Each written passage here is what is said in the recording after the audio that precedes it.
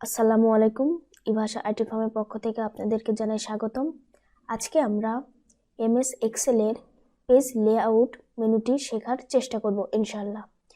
শুরু করার আগে আমি একটি কথা বলে নিতে চাই, আর সেটা হচ্ছে আপনারা এই ভিডিওটি অবশ্যই পুরোপুরি দেখবেন। প্রথম থেকে শেষ পর্যন্ত যদি দেখেন তাহলে আশা করি অনেক কিছু শিখতে পারবেন। তাহলে বন্ধুরা চলুন শুরু করা যাক।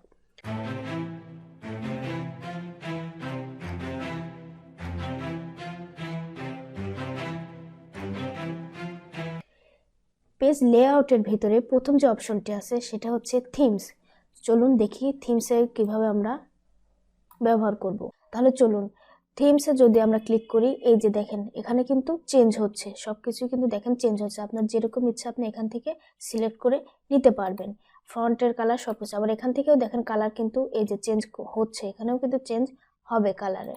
আবার এই যে ফন্ট, আপনার যদি ফন্টটা যে ফন্টে রাখতে চান, এই যে দেখেন সেই ফন্টে কিন্তু এখান থেকে সিলেক্ট করে রাখতে পারবেন। এই যে এখানে কিন্তু সিলেক্ট করে নিতে পারবেন। এখন যেটা গুরুত্বপূর্ণ একটা জিনিস সেটা হচ্ছে মার্জিন। মার্জিনটা কি দেখেন, আমরা মার্জিনে যদি ক্লিক করি, এই যে দেখেন আমরা এই পেজটার আপনার চারদিকে কতটুকু রাখবো এটাই হচ্ছে মার্জিন। দেখেন এই যে নর্মাল, সাধারণত একটা পেজ নর্মালেই থাকে, এরপরে যদি আমরা মনে করি এই যে ওয়াইড, এটা দেখেন যে আমাদের পেজটার চারপাশের জায়গাটা একটু বেশি রেখে মাঝখানের জায়গাটা, লেখার জায়গাটা কমায় দিব। এই যে দেখেন, তাহলে আপনি যদি এই ওয়াইডকে আপনি সিলেক্ট করেন তাহলে কিন্তু এভাবে লিখতে পারবেন। আবার যদি মনে করেন আমার এই যে ন্যারো একটা আছে, যদি মনে করেন যে না আমার ভিতরে জায়গাটা বেশি লাগবে, আমি কোনো কিছু লিখে ফেলেছি এর জন্য জায়গাটা বেশি লাগবে, চারিদিকের জায়গাটা কমানো লাগবে, তাহলে আপনি এই ন্যারোটা ইউজ করতে পারবেন। এবার ওরিয়েন্টেশন দেখেন, ওরিয়েন্টেশনটা কি, আপনার পেজটা পোর্ট্রেট রাখবেন নাকি ল্যান্ডস্কেপ রাখবেন। যদি পোর্ট্রেট রাখেন তাহলে এই পেজটা আপনার লম্বালম্বিভাবে প্রিন্ট হবে, আর যদি ল্যান্ডস্কেপ নেন তাহলে আপনার পেজটা আড়াআড়িভাবে প্রিন্ট হবে। কারণ আপনার কিছু কিছু ডকুমেন্ট আছে যেটা অনেক বড় হয়ে যায়, আর সেগুলো কখনোই পোর্ট্রেটে প্রিন্ট করা সম্ভব না। তো সেই সকল ডকুমেন্টের জন্য আমরা ল্যান্ডস্কেপ ইউজ করব। এখন দেখেন এই যে সাইজ, আপনার এই পেজটা কোন সাইজের আপনি প্রিন্ট করবেন, এটা কি আপনার লেটার নাকি আপনার A4, A3, A5 নাকি লিগেল, কোন পেজে আপনি প্রিন্ট করবেন সেটা এখানে আপনি সিলেক্ট করে নেবেন।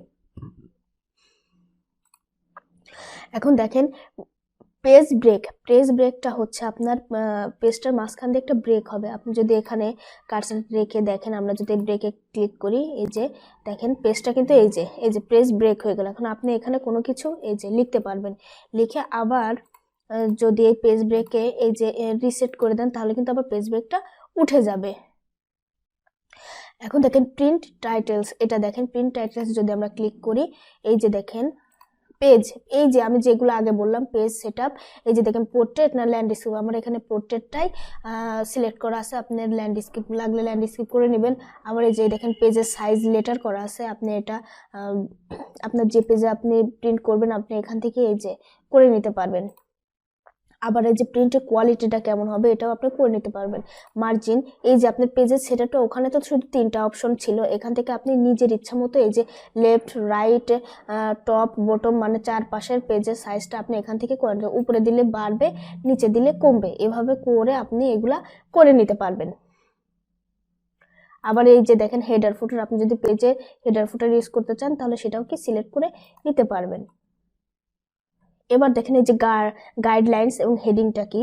গাইডলাইন্স বলতে আপনার এই যে ছোট ছোট যে র গুলা, এই যে আপনার এই যে র, তারপর সেলস, এই যে আপনার হচ্ছে কলামস, এই যে এগুলা আছে, এটা যদি আপনার কোনো কারণে হাতে চাপ লেগে এই যে এখান থেকে টিক চিহ্নটা উঠে যায় তাহলে দেখবেন পুরো পেজটা সাদা হয়ে গেছে। এখন এক্ষেত্রে আপনি কোনো র কলামস কিছুই পাচ্ছেন না।